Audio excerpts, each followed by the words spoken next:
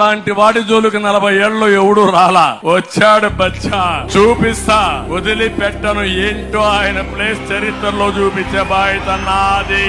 ఈ మధ్య బాబు ఏమంటున్నాడంటే జగన్ ఒక బచ్చా అంటున్నాడు. చరిత్రలో ఓడిపోయే కాలం వచ్చినప్పుడు విలన్లందరికీ కూడా అటువైపున హీరోలందరూ బచ్చాలుగానే కనిపిస్తా ఉంటారు. నేను బచ్చా అయితే 5 ఏళ్ల తర్వాత కూడా నాతో పోటీకి నువ్వు ఒక్కనివే రావడానికి నీకు ధైర్యం చాలడం లేదు.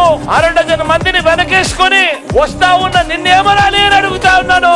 నేను బచ్చా అయితే ఈ 58 నెలల్లో నేను చేసిన మంచి, ఇంటింటికి చేసిన అభివృద్ధి నువ్వు 14 ఏళ్ళు సీఎం గా ఉన్నా కూడా ఎందుకు చేయలేకపోయావు అని అడుగుతా ఉన్నాను. బచ్చాను చూసి భయపడుతూ పొత్తుల కోసం ఎగబడతా ఉన్నావు అని అడుగుతా ఉన్నాను చంద్రబాబును. నేను బచ్చా అయితే నా చేతిలో చిత్తుగా ఓడిపోయి కేవలం 23 మంది ఎమ్మెల్యేలను మాత్రమే గెలిపించుకున్న నువ్వు